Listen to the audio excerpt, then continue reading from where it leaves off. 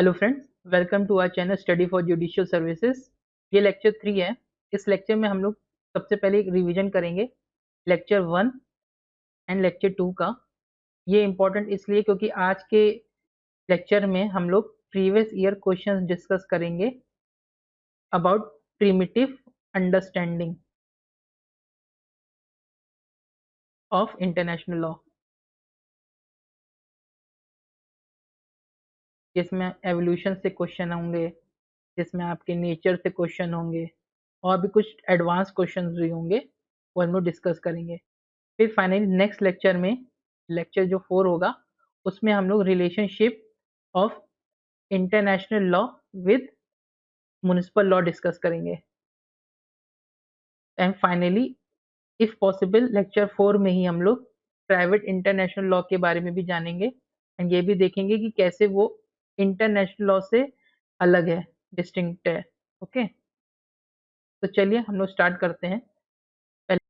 Lecture 1 में हमने discuss किया था कि आज का जो मॉडर्न इंटरनेशनल लॉ है उसमें कुछ शॉर्टकमिंग थी। जैसे पहली, यूनिवर्सलिटी ऑफ लॉ नहीं था, तो उसको डेवलप करने में ग्रीक जो फिलोसोफर थे उनका बहुत अहम रोल है। उन्होंने फर्स्ट टाइम नेचुरल लॉ को इंट्रोड्यूस किया था। तो ये हम लोगों ने जाना कि ये नेचुरल लॉ को इंट्रोड्यूस कर दिया था फिलोसोफर्स ने, लेकिन ये सिर्फ थ्योरी बेस में हवाबाजी रह गई थी एक तरीके से। लेकिन जो इसको प्रैक्टिकली एग्जीक्यूट करने वाले जो थे वो थे रोमन एम्पायर। तो उन्होंने दो सिस्टम लाया था, एक था जस सिविले एंड जस जेंटियम, दूसरा था जस सिविले जो था वो रोमन सिटीजन्स पे लगता था, और जो जस जेंटियम था वो फॉरेन नेशनल्स पे कह लीजिए इंडिविजुअल्स पे लगता था। इसको हम लोग बोलते हैं जस जेंटियम को लॉ ऑफ नेशंस। ठीक है। फिर फाइनली ह्यूगो ग्लूशियस आए, उन्होंने बोला कि जो लॉ होना चाहिए वो रिस्ट्रिक्टेड नहीं होना चाहिए किसी भी जगह से लेके या किसी भी रिलीजन से लेके। ठीक है। तो उन्होंने बेसिकली ये इस बात इसलिए की थी क्योंकि उनको चाहिए था फ्रीडम ऑफ द सी।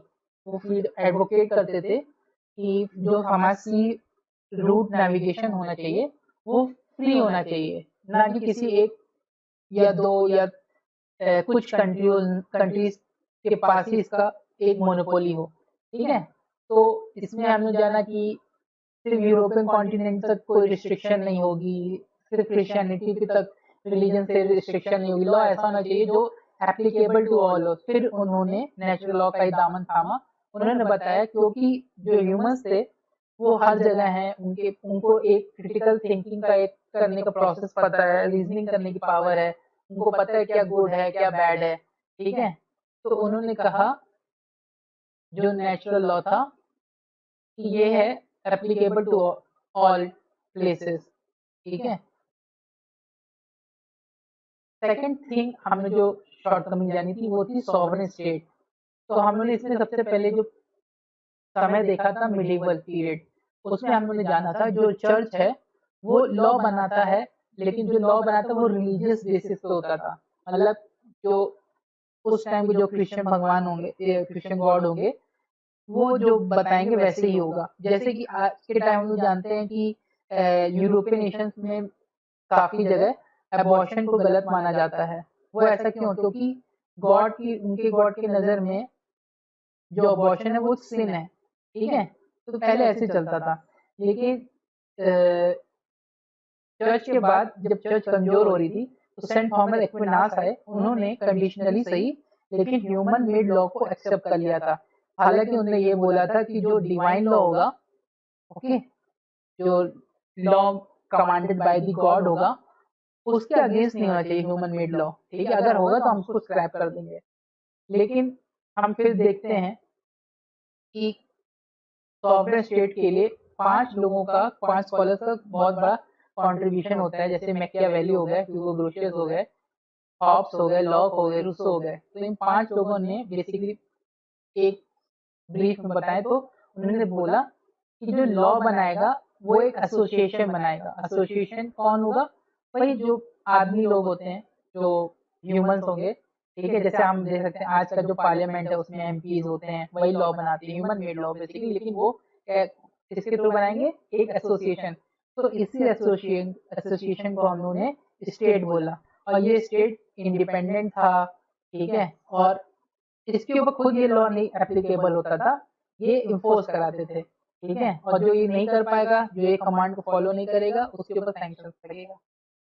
तो ये एक तरह से सॉवरेन स्टेट था, क्योंकि इंडिपेंडेंट था, उसके ऊपर ये लॉ खुद नहीं लगता था। फिर फाइनली हम लोगों ने ये देखा, जो फाइनल शॉर्टकमिंग थी वो थी हॉरिजॉन्टल हायरार्की। हॉरिजॉन्टल हायरार्की से हमारा लेना देना क्या है, ये समझ लीजिए कि इंटरनेशनल स्फीयर में, इंटरनेशनल स्फीयर में अगर हम लोग देखेंगे, तो चाहे वो अमेरिका हो, चाहे वो छोटी सी कंट्री पपुआ न्यू गिनी हो, इंटरनेशनल लॉ में उसके नजर में सभी स्टेट इक्वल हैं, ठीक है। उनको भी वोट करने का अधिकार है, जैसे अमेरिका को है, उनको भी अपनी बात रखने का अधिकार है, जैसे अमेरिका, चाइना, ये सब हो गए, ठीक है, जो कि पावरफुल नेशंस में आते हैं, ठीक है। तो ये बोला गया कि जो हॉरिजॉन्टल हायरार्की होगी वो इक्वल होगी, सभी स्टेट को इक्वल दर्जे पे देखा जाएगा, ठीक है। ये फाइनल हो गया। फिर हम लोगों ने लेक्चर 2 में जाना, पॉजिटिविस्ट अप्रोच। तो हम लोगों ने सबसे पहले ये देखा कि ऐसा उनका थॉट ही क्यों था, पॉजिटिव जो स्कॉलर्स थे या पीपल। तो हम लोगों ने ये देखा कि रेनेसांस पीरियड था, उस पीरियड को हम लोगों ने ये पढ़ा कि वो इंटेलेक्चुअल सोसाइटी पे था, ठीक है। तो वो ये क्या कहते हैं, एनालिटिकल जो चीजें थी उस पे वो ज़्यादा ध्यान देते थे। जैसे एनालिटिकल, आपको जो चीज एनालाइज करनी वो होता है डेटा, ठीक है, इंफॉर्मेशन जो होती है। तो इंफॉर्मेशन जो होती है, जो फैक्ट होगा, जो प्रेजेंट होगा सोसाइटी में, उस पे वो डिस्कस करते थे, ना कि हाइपोथेटिकली कह लीजिए जो दिखता ही ना हो, ठीक है, मेटाफिजिक्स जैसा हो गया, ठीक है। तो ये बेसिकली एनालिटिकल हो गया, इसको दूसरे फॉर्म में बोलते हैं रियलिस्टिक कह सकते हैं, ठीक है, और क्वांटिटेटिव कह सकते हैं, इसको हम लोग बेसिकली आइडियलिस्टिक कह सकते हैं, इसको हम लोग क्वांटिटेटिव कह सकते हैं, क्वांटिटेटिव, ओके। तो ये हो गया। तो ये जो थॉट प्रोसेस था, तो उन्होंने क्या देखा, उनके पास क्या था, उनके पास एक डोमेस्टिक लॉ का एक स्ट्रक्चर था, ठीक है। तो उसमें ये उन्होंने ये जाना, जो पॉजिटिव स्कॉलर थे, कि उनके पास एक सुप्रीम लॉ है, उसमें लॉ मेकिंग बॉडी है, लॉ एग्जीक्यूटिंग बॉडी और लॉ इन्फोर्सिंग बॉडी है। तो आज का जैसे हम लोग अगर इंडियन सिनेरियो में देखें कि सुप्रीम लॉ जो बेसिक नॉर्म है वो हमारा कॉन्स्टिट्यूशन ऑफ इंडिया है, उस वो हमको प्रोवाइड करता है एक लॉ मेकिंग बॉडी जैसे पार्लियामेंट, लॉ एग्जीक्यूटिंग जैसे एग्जीक्यूटिव, लॉ इन्फोर्सिंग जैसे जुडिशरी। तो यही जो सिस्टम था, ठीक है, वो रेप्लिकेट करने की कोशिश की, उसी के नजरिए से, उसी के आईने से देखा गया इंटरनेशनल लॉ को। तो उन्होंने देखा, हाँ, कन्वेंशन करने के लिए, मतलब बात करने के लिए पार्लियामेंट है जहाँ पे लोग बात करते हैं, लॉ डिस्कस करते हैं कि कैसा होना चाहिए, किस मुद्दे पे बात करें। तो वो एक तो था असेंबली, तो था जैसे जनरल असेंबली हो गया, तो वहां पे आप मिल के बात कर सकते हैं, वोट कर सकते हैं, सब कुछ हो सकता है। फिर आपने देखा कि सिक्योरिटी काउंसिल है, एग्जीक्यूटिव बॉडी भी होती है, ठीक है। और अगर कोई लॉ बना है बाइंडिंग नेचर का, या कोई और चीजें हैं, या जैसे डिस्प्यूट हो गया मान लीजिए दो स्टेट के बीच में, तो जो डिसीजंस है वो बाइंडिंग होगा बिटवीन दोज टू नेशंस। तो ये जो चीज दिख रही थी, लेकिन क्या दिक्कत थी, कमी कहाँ आई, सैंक्शन में, ठीक है। तो कहा कि जब सैंक्शन ही नहीं है, जब बाइंडिंग ही नहीं है, ओके, बाइंडिंग क्यों नहीं है, क्योंकि ये सिक्योरिटी काउंसिल आप देख सकते हैं कि बाइंडिंग होती है, लेकिन क्या यहाँ पे वीटो कर देते हैं लोग, ओके।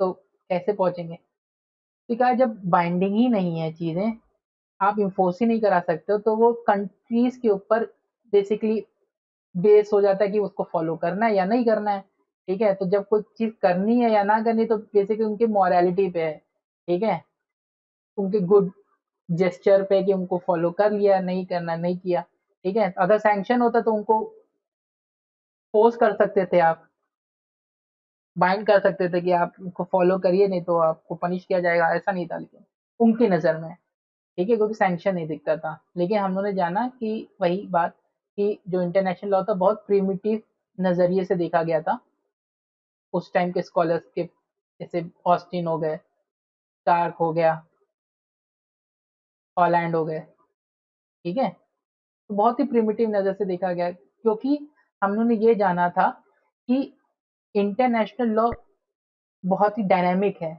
इसमें आगे चल के हम लोगों ने ये देखा कि एनवायरनमेंट लॉ आया, आज के टाइम जैसे एआई आ रहा है, आर्टिफिशियल इंटेलिजेंस आ रहा है, ठीक है। तो ऐसा रिक्वायरमेंट बन रहा है कि जहाँ पे सैंक्शंस की जरूरत भी है, जैसे कि ऐसा नहीं, हम लोग रेजोल्यूशंस देखे थे जहाँ पे जैसे कि बगदाद वाला था, ब्लैक ऑपरेशन ब्लैक स्टॉर्म देखा था कि जब सद्दाम हुसैन तेल पे आग लगाए दे रहा था, तो जो नेशन से सिक्योरिटी काउंसिल के वो कंबाइंड फोर्स यूज किया था, उन्होंने फोर्स यूज किया था, ना कि एमिकेबल मेथड। ठीक है, तो जैसी नीड होगी, जैसी रिलेशंस होंगे इंटरनेशनल लॉ में, वैसे ही स्टेप लिया जाता है। तो ऐसा डायरेक्टली आप मना नहीं कर सकते हैं कि कोई सैंक्शन ही नहीं है इंटरनेशनल लॉ में। ओके, चलिए अब प्रीवियस ईयर क्वेश्चन देख लेते हैं जल्दी से। तो सबसे basic question, who is known as father of modern international law?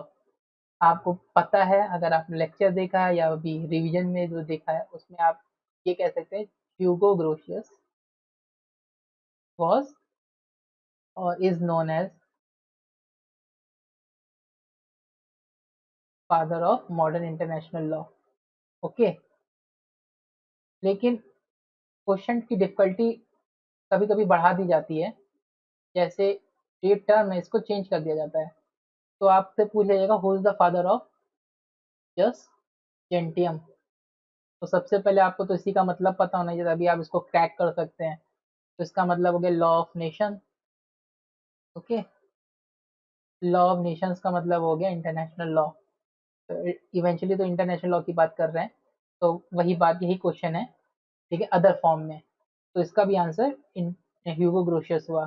फिर आपको कभी कभी इसका अनुवादित देके पूछ लेते कि who is the father of law of Nations, ठीक है, तो आपको तब भी इंटरनेशनल ह्यूगो ग्रोशियस पे ही टिक करना है। ओके, चलिए नेक्स्ट क्वेश्चन देखते हैं, थोड़ा हार्ड और चलिए, ये क्वेश्चन है फिर से ह्यूगो ग्रोशियस पे ही, लेकिन थोड़ा हार्ड है। Which of the following is false regarding Hugo Grotius? थोड़ा गलत है question. Which of the following is true regarding Hugo Grotius? आपको सही बताना कौन सा है। ठीक है, तो पहला है सेक्युलर इंटरनेशनल लॉ, बी है मारी क्लॉजम, सी है डी जोरेबेले जो कि बुक है, या ये जो ह्यूगो ग्रोशियस थे वो पॉजिटिविस्ट फिलोसफी स्कूल से आते थे। पॉज करके क्वेश्चन अटेम्प्ट कर लीजिए। चलिए, इसका आंसर है ए ओनली। कैसे, ये मैं बताने जा रहा हूँ। तो हम लोगों ने ये तो डिस्कस कर लिया था, चलिए डिस्कस नहीं किया था, सेक्युलर इंटरनेशनल लॉ। तो हम ये जानते हैं मेडिवल टाइम पे जो चर्च था वो रिलीजियस बेसिस पे लॉ बनाता था, लेकिन जब ह्यूगो ग्रोशियस आए उन्होंने एडवोकेट किया कि जो नेचुरल लॉ होगा वो डिस्टिंक्ट, मतलब कि सेपरेट होना चाहिए। ठीक है, किसी भी रिलीजन से, किसी भी कॉन्टिनेंट से, वो बात मैंने की थी ना। तो जब कोई लॉ हम माइनस कर दें रिलीजन से, तो वो बन जाता है सेक्युलर। ओके, तो ये आंसर सही है। बाकी अब बात करते हैं मारे क्लॉजम की। तो जो मारे क्लॉजम है, ये बेसिकली थ्योरी है जो कि जॉन शेल्डन ने दी थी। ओके, इसका मतलब हुआ क्लोज्ड सी। क्यों? क्योंकि हम अगर मॉडर्न इंटरनेट वो मॉडर्न इंडियन हिस्ट्री पढ़े होंगे, ठीक है, तो हम लोगों ने जाना था कि सबसे पहले इंडिया में कौन आया था, पोर्टुगीज आए थे। ठीक है, कैसे आए थे? वास्को डगामा, आपने नाम सुना होगा, क्रिस्टोफर कोलंबस के बारे में आपने सुना होगा। तो ये क्या करते थे, ये सी रूट डिस्कवर करते थे। तो इनका ये मानना था जो ये डिस्कवर करेगा उनकी ही मोनोपोली रहेगी सी पे, दे विल ओनली नेविगेट। तो इसके अगेंस्ट में थे ह्यूगो ग्रोशियस। ओके, तो उनने कहा नहीं, मारे क्लॉजम नहीं होगा, ने बोला मारे लिब्रियम होगा। ओके, मतलब लिबरल मतलब ओपन, ओपन सी होगा। ठीक है, चलिए देख लेते हैं मैं क्या बोल रहा हूँ। ठीक, देखिए ये पोर्टुगीज की डिस्कवरी के बारे में बता रहा है, जिसमें देखिए इंडिया आ रहा है, ठीक है।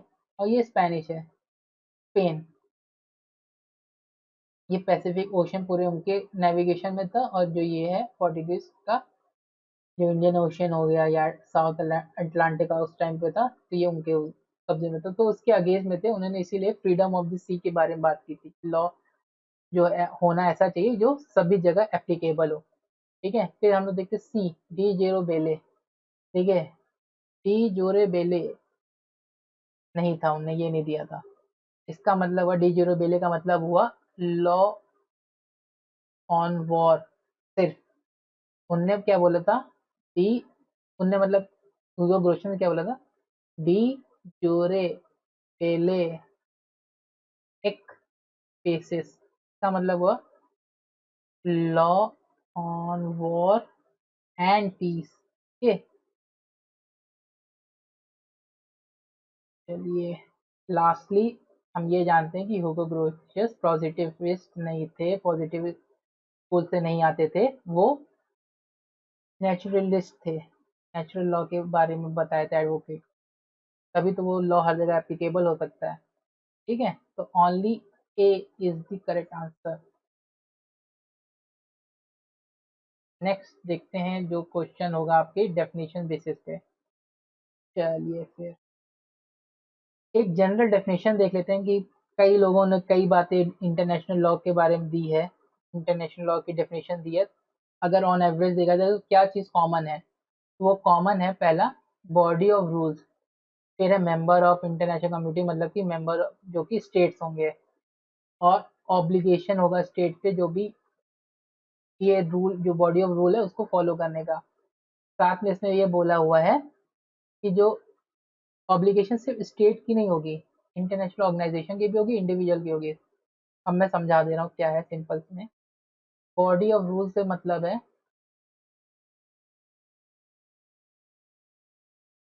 ये बात कर रहे हैं सोर्सेस ऑफ इंटरनेशनल लॉ। तो हम लोग आगे देखेंगे सोर्सेज ऑफ इंटरनेशनल लॉ में से कस्टमरी इंटरनेशनल लॉ हो गया, ओके। आपका हो गया ट्रीटीज हो गया, मल्टीलैटरल कह लीजिए या आप उसको बायलैटरल कह लीजिए, जैसा भी हो। और फिर जनरल प्रिंसिपल्स ऑफ जो स्टेट्स होते हैं, जुडिशियल प्रेसिडेंट्स हो गए, और जो स्कॉलर्स हैं, एमिनेंट स्कॉलर्स है, जो विद्वान लोग हैं, उनकी बातें, उनका क्या नोशन है एक पर्टिकुलर टॉपिक पे, उसको भी कभी कभी कोर्ट, जो इंटरनेशनल कोर्ट्स होते हैं, उसको अपनी डिसीजन जो डिस्प्यूट होगा उसको डिसाइड करने में ये सब यूज करते हैं सोर्सेस, ठीक है। सेकंड, जो मेंबर होंगे वो स्टेट होंगे, लेकिन सिर्फ स्टेट नहीं होंगे, इंटरनेशनल ऑर्गेनाइजेशंस भी होंगे, और कभी कभी इंटर इंडिविजुअल्स भी होंगे, ओके। जैसे हम लोगों ने पढ़ा था Nuremberg trial, Nuremberg trial, Tokyo trial, तो उसमें क्या हुआ था, जो हेड ऑफ द स्टेट्स थे उनको पनिश किया गया था, और जो हेड ऑफ द स्टेट ने जिनको कमांड किया गया था, जैसे आर्मी पर्सनल हो गए जो इन्वॉल्व थे वॉर क्राइम्स में, उनको भी पनिश किया गया था इसके थ्रू, ट्रायल के थ्रू। तो इंडिविजुअल्स भी होते हैं इसके पार्ट, ठीक है। चलिए, ये चीज आप ध्यान रखिएगा जब भी डेफिनेशन में क्वेश्चन पूछा जाता है। तो ओपेनहाइमर ने बोला था, बोला बहुत कुछ था, लेकिन यहाँ पे हमको कीवर्ड उठाना है कि body of customary and conventional rules बोला था, ठीक है। या फिर आपको पकड़ना है सिविलाइज स्टेट। ब्रेली ने बोला था body of rules and principles of action. Starke ने बोला था rule of conduct, bound to observe. ये दोनों अलग अलग बातें हैं, लेकिन अगर जब लेंथी स्टेटमेंट होगी, डेफिनेशन होगी, तो उसमें ये दो शब्द आएंगे, आपको टिक मार देना है अगर ये स्टेटमेंट आती है। इमैनुअल कांट ने बोला pompous law of Nations. Hugo Grotius ने बोला व्हेन वॉर आर फ्रीक्वेंट, और श्वार्ज़नबर्गर ने बोला एंटिटी शब्द यूज किया था, इंटरनेशनल पर्सनैलिटी। देखिए बहुत वेग लग रहा होगा, चलिए मैं क्या बोल रहा हूँ। ये मैं बताता हूँ। चलिए, ओपनहाइमर ने क्या बोला था? ओपनहाइमर ने ये ऐसे स्टेटमेंट दी थी, डेफिनेशन दी थी, body of customary and conventional rules which are consider legally binding by civilized states in their intercourse with each other। ठीक है, तो अगर ये सिंपल ही अगर यही पूछते तो इसका, क्योंकि हम ये देख रहे हैं कि body of customary and conventional rules भी अब अवेलेबल है यहाँ पे, और ये क्या कहते हैं सिविलाइज स्टेट भी बारे में, तो सीधे अगर पूछता कि किसने बोला, ये डेफिनेशन किसने दी है, तो ओपन आयम हम लोग टिक मार देते, लेकिन यहाँ पे ये क्वेश्चन इस पे नहीं है, ये बेसिकली क्रिटिसिज्म पे है, जो इनकी डेफिनेशन है उसकी क्रिटिसिज्म पे, क्योंकि इन्होंने कुछ बातें बोली जिसमें कुछ चीजें रह गई इंटरनेशनल लॉ के बारे में जो आज हम लोग देखते हैं। तो इसमें से हमको ये बताना है कि ये जो बातें बोली हैं इसमें से कौन सी स्टेटमेंट सही बैठ रही है। ठीक है, तो which of the following statement are correct, तो नीचे स्टार्ट कर रहे हैं पहले। तो non recognition of other sources of international law. ठीक है, तो बिल्कुल ये सही बात है। कैसे? ओपनहाइमर ने क्या बोला सिर्फ कि बॉडी ऑफ कस्टमरी रूल्स हो सकता है या कन्वेंशनल रूल्स। कन्वेंशनल रूल्स को हम लोग ट्रीटीज भी बोलते हैं वैसे। तो इन्होंने सिर्फ दो ही सोर्सेस लिए, लेकिन हम लोगों ने पढ़ा था कि दो से ज्यादा सोर्सेज हैं, तो ये स्टेटमेंट सही है कि other sources of international law को नहीं रिकॉग्नाइज किया था। ठीक है, स्टेटमेंट सही है, लेकिन इसमें ये इंक्लूड नहीं किया था, यही बोल रहा है। चलिए ये थर्ड वाला देखते हैं, non inclusion of individuals and other person as subject. देखिए यहाँ सिर्फ सिविलाइज्ड स्टेट्स की बात कर रहा है, यहाँ पे मतलब कि इंडिविजुअल्स आप नहीं देख सकते हो कहीं बोला हो। ठीक है, तो जो सब्जेक्ट्स हैं, हम लोगों ने ये जाना था जनरल डेफिनेशन में कि स्टेट्स तो होगा, लेकिन सिर्फ स्टेट नहीं होगा, इंटरनेशनल ऑर्गेनाइजेशन भी होगी, इंडिविजुअल भी कभी कभी होंगे। ठीक है, तो ये स्टेटमेंट भी सही है अबाउट,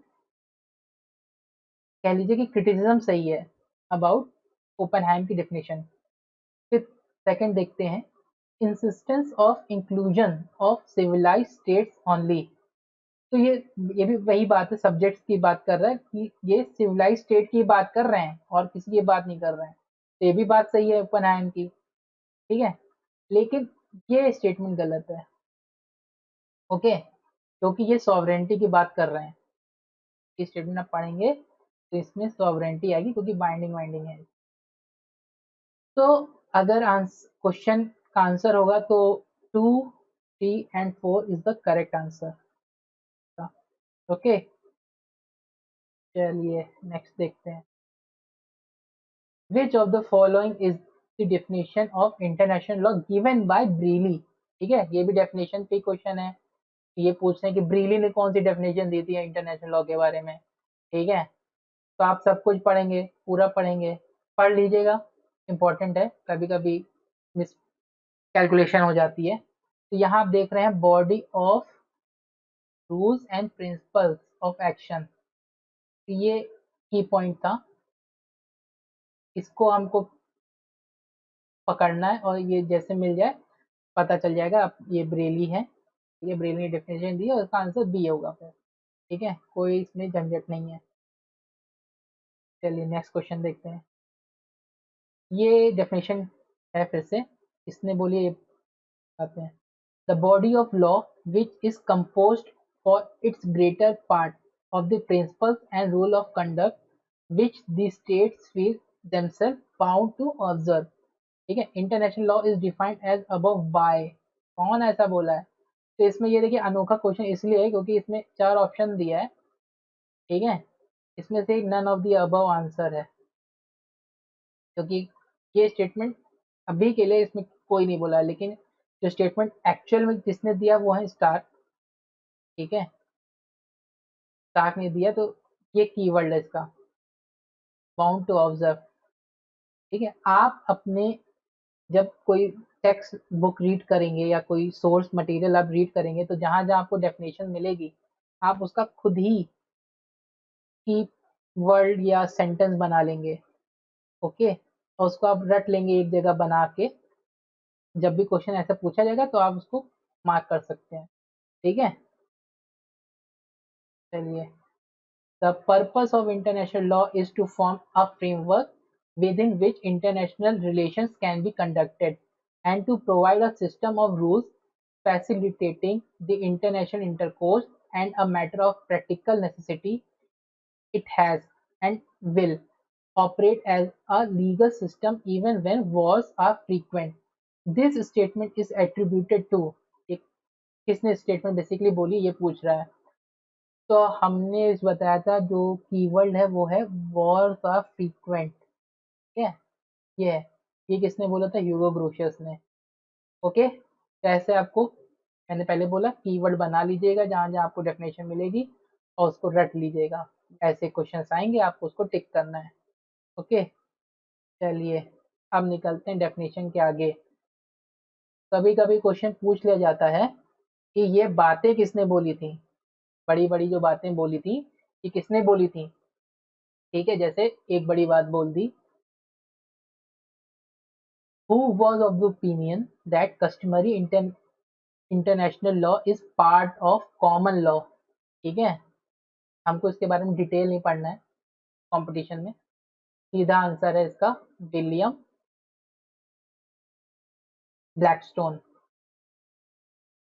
ओके, आएगा customary international law is a part of common law, पूछा जाएगा किसने ऐसा बोला, William Blackstone is the answer.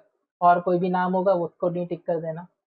चलिए, who conduct who concluded public international law is only positive international morality. बहुत बार पढ़ा हम लोग ने, इसका आंसर है ऑस्टिन। क्यों बोला, लेक्चर देख लीजिएगा, लेक्चर 2 है। Who said international law is a vanishing point of jurisprudence. बहुत इजी, हॉलैंड। ये भी हम लोगों ने लेक्चर 2 में डिस्कस किया था। इसमें हम लोगों ने बताया था वैनिशिंग पॉइंट क्या होता है, जिसको वो बोल रहा है। ठीक है, कौन बोला? Holland. Who expressed for the first time international law, तो इसका है जेरेमी बेंथम। बेंथम ने पहली बार ये टर्म यूज किया था, इंटरनेशनल लॉ। फिर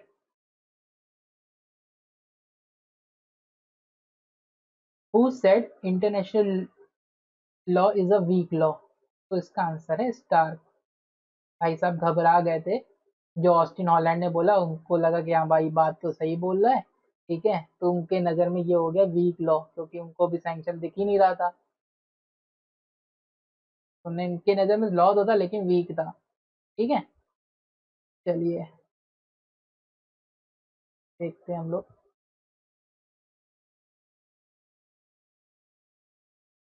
ये है आपका टफ क्वेश्चन, थोड़ा सा टफ है। According to Holland mark the correct opinion. Like question पूछ रहा है, ये 4 स्टेटमेंट है, इसमें बता रहा हॉलैंड ने कौन सा बोला भैया। ठीक है, तो A international law is a private law writ large. B. International law is a law only in courtesy. C. International law is vanishing point of jurisprudence. And D. International law is code of rules of positive international morality. तो इसके बारे में हम लोग तो पढ़ लिया था कि ऑस्टिन ने बोला है, तो इसको हम लोग एलिमिनेट कर देंगे। इसको हम लोगों ने पढ़ा था हॉलैंड ने बोला है, तो पता ही है, ये तो है, एक मिल गया, सही है। इसको, इसका मतलब क्या हुआ, ये दोनों वैसे हॉलैंड ने ही बोला है, ये याद रखिएगा। लेकिन रिट लार्ज से मतलब क्या हुआ ये भी तो जानना है। रिट लार्ज से मतलब क्या हुआ, देखिए, अगर हम बोलें, एक तरीका है बोलने का कि कोई अगर बहुत भूखा है, ठीक है, बहुत ज़्यादा भूखा है, गरीब है, ठीक है, तो वो चोरी करेगा खाने की। ठीक है, ऑब्वियस वो खाने की चोरी करेगा। तो वैसे ही ये बोला गया कि जो इंटरनेशनल लॉ है, ठीक है, इवेंचुअली वो जाके म्युनिसिपल लॉ ही बनेगा। ठीक है, तो यहाँ पे वही बोला है private law, private international law नहीं है, प्राइवेट लॉ है। ठीक है, जिसको हम लोग डोमेस्टिक लॉ, म्युनिसिपल लॉ ये सब बोलते हैं। तो ये वही है रिट लॉ, रिट लार्ज का मतलब वही हो गया, ऑब्वियस एक तरीके से। किसी भी सिनेरियो को ऑब्वियसली डिनोट करके जब बोला जाता है एट लार्ज इसको शब्द को यूज करते हैं, लेकिन यहाँ पे प्राइवेट लॉ से कंटेक्स्ट में बोला गया इंटरनेशनल लॉ को, ये भी हॉलैंड नहीं बोला है। फिर ये सेकंड वाला जो है, international law is a law only in courtesy. देखिए इन लोगों का मानना था कि इंटरनेशनल लॉ में सैंक्शन की कमी है, तो मॉरलिटी है, ठीक है। तो एक स्टेट के गुडविल पे डिपेंड करता है कि कैसे चलेगा इंटरनेशनल लॉ, ठीक है। ये बेसिकली बोला कि सिंपल टर्म में अगर बोला जाए तो जित A B C is the right answer. फिर फाइनली क्वेश्चन है, rule of state succession in international law was incorporated by Grotius adopted from Romans. ठीक है, तो यहाँ पे ये बोल रहे हैं कि ये बोल रहे हैं, कौन बोला वाले ये बयान, ये बोल रहे हैं चार्ल्स पेनविक। तो इन्होंने ये बोला था कि जो ह्यूगो ग्रोशियस का जो इंटरनेशनल लॉ का जो ये रूल है स्टेट सेक्शन का, ये इन्होंने रोमन लॉ से उठाया है, बस इतना बोला है। ये कौन बोला है, चार्ल्स पेनविक ने। ठीक है, इतना ही याद रखिए, ज़्यादा से ज़्यादा मत करिए, वो एकेडमिक हो जाता है चीज़ें। चलिए थोड़ा और इम्पोर्टेंट क्वेश्चन डिस्कस कर लेते हैं। According to Bynkershoek, which one is true basis of international law? Naturalist theory, positivist theory, electric theory. देखिए क्वेश्चन कहाँ से आ रही है मैं पहले बता दूं। ह्यूगो ग्रोशियस ने बताया था यूनिवर्सल एप्लीकेशन होना चाहिए लॉ का, ओके। तो क्या हुआ था, एक मान्यता निकली थी कि क्या बेसिस होना चाहिए इंटरनेशनल लॉ का, क्या वो ह्यूमन रीजन होना चाहिए या फिर जो स्टेट का जो कंडक्ट है वो होना चाहिए, ओके। तो इसमें हमने ये देखा, जो ये पोर्शन है, ये सेक्शन था, इसको नेचुरलिस्ट लोगों ने सपोर्ट किया, जैसे कि पुफेंडोर, पुफेंडोर, ओके। और इस चीज को सपोर्ट किया पॉजिटिविस्ट वालों ने, जो कि थे बिंकशुक। और भी लोग हैं, लेकिन ये दोनों फेमस नाम है जो क्वेश्चन में भी आएंगे, कि अगर पूछ लिया कि ट्रू बेसिस बताइए नेचुरलिस्ट का होगा, तो आपको ये लिखना है पुफेंडोर करेक्ट मानना है। अगर पॉजिटिविस्ट होंगे तो बिंकशुक आपको मानना है, ओके।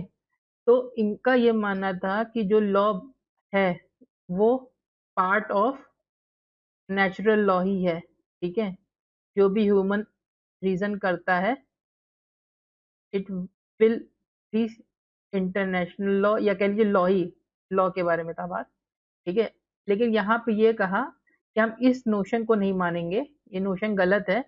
वो ये थॉट इसलिए रखते थे क्योंकि मैंने पहले ही बताया था कि रेनेसांस पीरियड इंटेलेक्चुअल सोसाइटी थी, तो वो साइंटिफिक मेथड पे ज़्यादा बिलीव करते थे। जो आप एक्सपेरिमेंट करोगे और जो भी रिजल्ट होगा उसको आप देखोगे, वेरीफाई करोगे और देखोगे कि वो चीज़ प्रूफ हो रही कि नहीं, तो प्रूफ पे ज़्यादा भरोसा करते थे, okay.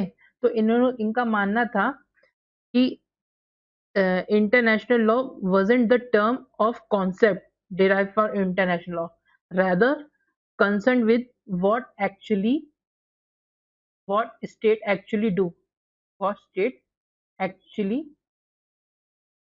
do, and not ought to be do, ought to be do, ought to do, okay। ये था, तो जो स्टेट कह लीजिए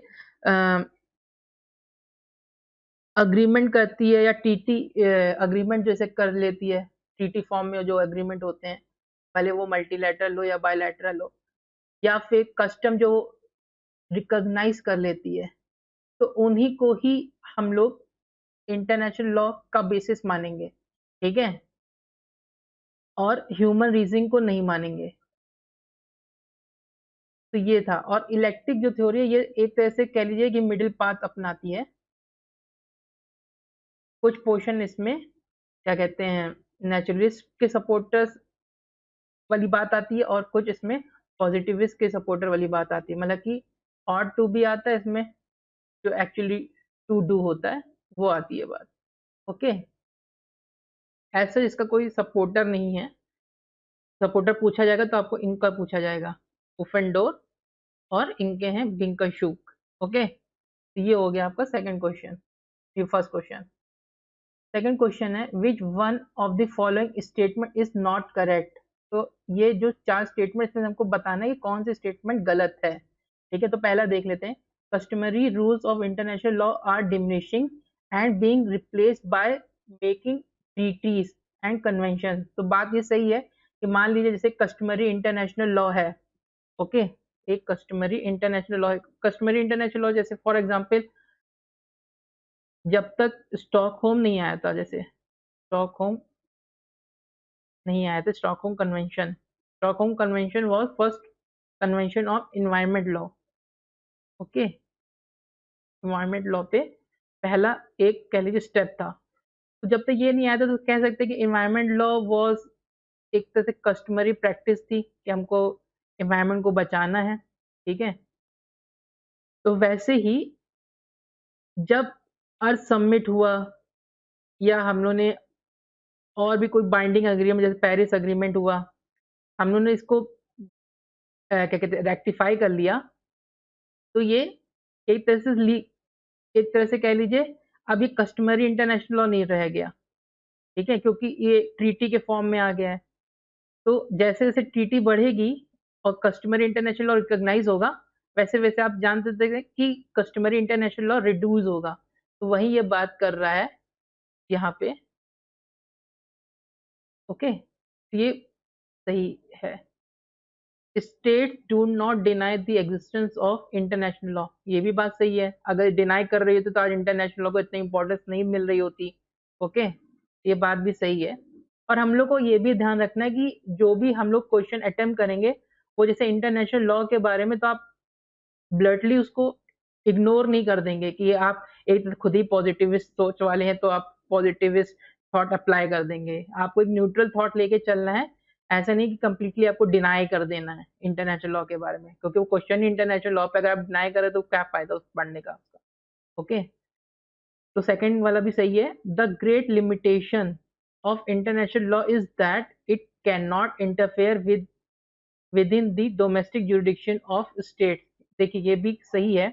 अब आपने कई बार ये सुना होगा कि कई स्टेट्स बोलते हैं ये हमारा इंटरनल मैटर है, Kashmir is our internal matter. ठीक है, और भी जैसे चाइना बोल देगा Arunachal is our internal matter. ठीक है, या कोई और पॉलिसी होगी साउथ चाइना सी की, वो भी कहेगा हमारा इंटरनल मैटर है, इसमें हम बाहर देशों का इंटरफेरेंस नहीं लेंगे। ठीक है, non acceptance integrity of sovereignty की बात होती है। तो ये वही बात कर रहे हैं कि a great limitation of international law है, इंटरनेशनल लॉ वहां अप्लाई नहीं होगा जहां पे आप डोमेस्टिक जुरिडिक्शन ऑफ स्टेट को इंटरफेयर कर रहे हैं। ओके, डी है international law is positive morality of the state having no force. ये गलत है। ठीक है, क्यों? हमने पहले भी बताया था कि आप ऐसा थॉट प्रोसेस नहीं रख सकते कि आप कंप्लीटली इंटरनेशनल लॉ को इग्नोर कर सकते। ये जो बात है कि पॉजिटिव मोरालिटी है जो ऑस्टिन ने बोला था। ठीक है, तो ये आप एक्सेप्ट नहीं कर सकते हैं जब आप क्वेश्चन अटेम्प्ट करेंगे। कंटेक्स्ट देखना पड़ेगा आपको। ओके, चलिए थर्ड क्वेश्चन आता है। तो आंसर इसका डी सही है, क्योंकि हमको इनकरेक्ट आंसर बताना था। अकॉर्डिंग थर्ड देखते हैं। According to naturalist school of international law. ठीक है, हमको बताना करेक्ट स्टेटमेंट क्या है इसमें। ओके, अब देखिए यहाँ पे इंटरनेशनल कंटेक्स्ट की बात नहीं कर रहे हैं, एक मतलब कि कह लीजिए एक बैलेंस अप्रोच की बात नहीं कर रहे हैं जो ये क्वेश्चन मांगता था। यहाँ पे हमको जो भी बताना है वो नेचुरलिस्ट थॉट प्रोसेस के अप्रोच के हिसाब से बताना है। ऐसे ही आपको पॉजिटिविस्ट थॉट प्रोसेस के अकॉर्डिंग आप क्वेश्चन पूछ सकते, तो वहां पे आप इंक्लाइंड रहेंगे जिस भी स्कूल के हिसाब से पूछा गया है।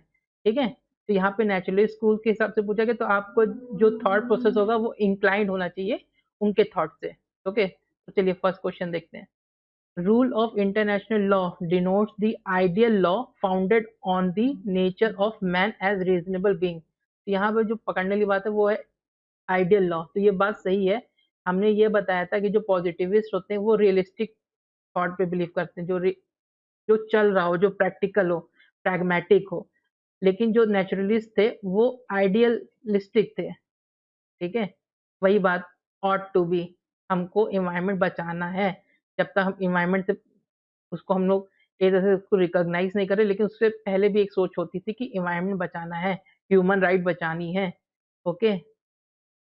सेकंड है, rule of international law are the body of rules which nature dictates to human reason. Rules of international law are the body of rules which nature dictates to human reason. ये भी बात सही है, बिल्कुल ditto ह्यूगो Grotius की बात बोल दिया, या कह लीजिए जो अभी हम लोगों ने ऊपर पुफेंडोर के बारे में पढ़ा था वही बात कर रहे हैं। ओके। वो rule of body of rule होना चाहिए जो नेचर डिक्टेटर, ये एक तरह से कह लीजिए कि सेंट थॉमस एक्विनास की बात कर रहा है। उन्होंने बताया था कि डिवाइन लॉ होगा, उन्होंने बताया था नेचुरल लॉ होगा, उन्होंने बताया था ह्यूमन मेड लॉ होगा, ठीक है। तो जो ये ह्यूमन मेड लॉ होगा ये नेचुरल लॉ से डिराइव होना चाहिए, इसको सपोर्ट करना चाहिए, और जो ये नेचुरल लॉ है वो डिवाइन लॉ को सपोर्ट करना चाहिए। अगर human made law divine law को सपोर्ट नहीं कर रहा है तो इसको स्क्रैप कर देंगे। ओके, वैसी बात कुछ कर रहा है ये, तो ये भी सही है। Third, international law derive its binding force from the fact that it was mere application to particular circumstances of the law of nature. International law derive its being binding force from the fact that it was mere application particular circumstances। ये बात सही है, ये वाला option भी सही है कि नेचुरलिस्ट के हिसाब से कि एक पर्टिकुलर सर्कमस्टांस बाइंड करता है। ओके, ये नेचुरलिस्ट थ्योरी के हिसाब से बिल्कुल सही है, लेकिन पॉजिटिविस्ट थॉट प्रोसेस से बिल्कुल ही गलत है। Fourth, the concept of natural law, the concept of international law and natural law is identical as are based on reason and justice. तो ये भी बात सही है कि जो इंटरनेशनल लॉ है और जो नेचुरल लॉ है उनका जो बेसिस है वो रीजन ही है। आप ये कह सकते हैं ना, नेचुरल लॉ से ही तो इंटरनेशनल लॉ निकला है, ठीक है। तो ये बात भी सही है, तो इसका आंसर डी होगा। ओके, जिसमें 1 2 3 4 चारों ऑप्शन सही हैं। ओके, चलिए नेक्स्ट देखते हैं। इसमें बताइए, विच of the following statements most appropriately describe the nature of international law. Nature of international law पे क्वेश्चन है और हमको बताना है, ये 4 स्टेटमेंट है, ये हो सकता है चारों स्टेटमेंट करेक्ट हो, ठीक है। ऐसा नहीं कि एक कोई गलत हो, मतलब एक सही हो बाकी सब गलत हो, क्योंकि इसमें मोस्ट पूछा हुआ है जो सुटेबल आंसर होगा, ठीक है। नेचुरल लॉ पे जो फिट बैठे, nature of the international law पे जो फिट बैठे। देखते हैं, अ body of customary and conventional rules regulating relation between states. तो ये body of customary and conventional rule सही है ये बात, ठीक है। ये सोर्सेज हैं, ये ट्रीटी के बारे में बात हो रही है, ये भी बात सही है। Okay, a body of rule governing civilise nation भी है इसमें, तो ये भी बात सही है बात वैसे, लेकिन क्या यही है, इतना ही है, ये हमको देखना होगा आगे जाके। अ body of customary and treaty rules, ये वही बात कर रहा है जो ऑप्शन ए में था, regulating the relationship between the states and organisation. देखिए ये ए जो सी वाला है, ए एंड बी का मिक्सड है, प्लस इसमें ऑर्गेनाइजेशन को भी सब्जेक्ट माना हुआ है, ठीक है। ये कह लीजिए ए एंड बी से ज्यादा सही आंसर है D, a body of rule of conduct regulating relationship of states, international organizations, certain individuals, which state feel bound to or bound and do observe in their conduct। तो यहाँ देखिए rule एक general definition दी है, जिसका मतलब सारे sources आ रहे हैं। ओके, चाहे वो कस्टमरी इंटरनेशनल लॉ हो, या वो ट्रीटी हो, या जनरल प्रिंसिपल्स हो, या प्रेसिडेंट हो, ठीक है। ये सारे इसकी सबकी बात कर रहा है, प्लस में सब्जेक्ट भी जो है उसमें स्टेट्स को भी, स्टेट्स तो है ही है, लेकिन इंडिविजुअल्स एंड इंटरनेशनल ऑर्गेनाइजेशन को भी इंक्लूड किया गया। तो मोस्ट अप्रोप्रिएट आंसर जो है वो डी है आपका सही। तो ये क्वेश्चन से कुछ हमने डिस्कस किए हैं प्रीवियस ईयर क्वेश्चन जो कि इंटरनेशनल लॉ पे बेसिक जो क्या कहते हैं अंडरस्टैंडिंग उस पे होते हैं। इस लेवल के क्वेश्चन आपसे पूछे भी जा सकते हैं, ये डिपेंड करता है। तो ये कुछ क्वेश्चन थे प्रीवियस ईयर क्वेश्चंस जो हमने डिस्कस किए, हमने ये समझाया आपको कि कैसे क्वेश्चंस पूछे जाते हैं, क्या लेवल हो सकता है आपका, एक ही क्वेश्चन को कितने लेवल से पूछा जा सकता है। कुछ एडवांस क्वेश्चन पढ़ा, कुछ और भी इंटरेस्टिंग कॉन्सेप्ट पढ़ा जैसे मारी क्लॉज़म हो गया, डी जेरोबेलो हो गया, ओके। फिर हमने डेफिनेशन देखा, डेफिनेशन से कैसे क्वेश्चंस आते हैं और उसको हम लोगों ने एक ट्रिक के थ्रू कह लीजिए या कह लीजिए एक कीवर्ड पकड़ने की कोशिश की और उसको हम लोग अप्लाई करेंगे जब भी हमारे पास क्वेश्चंस आएँगे। उसके हमने कुछ इंस्टांसेस देख लिए हैं अटेम्प्ट करने के। फिर हमने देखा कि कैसे हम लोग को ये जो क्वेश्चन है किसने किसकी क्या ओपिनियन थी इंटरनेशनल लॉ की तरफ, वो देख लिया है। एंड फाइनली कुछ एडवांस क्वेश्चन भी हमने इंटरनेशनल लॉ के प्रिमिटिव कॉन्सेप्ट पे देख लिए हैं। तो नेक्स्ट लेक्चर में हम लोग रिलेशनशिप पढ़ेंगे इंटरनेशनल लॉ का म्युनिसिपल लॉ से, जिसमें जानेंगे कि इंटरनेशनल लॉ के पर्सपेक्टिव से म्युनिसिपल लॉ का क्या स्टेचर है, क्या स्टेटस है। प्लस एक इंटरनेशनल लॉ जब रेक्टिफाई हो जाता है तो वो ऑब्लिगेट हो जाता है एक स्टेट पे कि वो इम्प्लीमेंट करेगा। तो ये भी देखेंगे एक डोमेस्टिक लेजिस्लेशन में कैसे इंटरनेशनल लॉ कन्वर्ट होता है, उसकी कुछ थ्योरीज हैं, वो सब भी डिस्कस किया जाएगा। तो आपको ये लेक्चर कैसा लगा, ये हमको बताइए, ओके।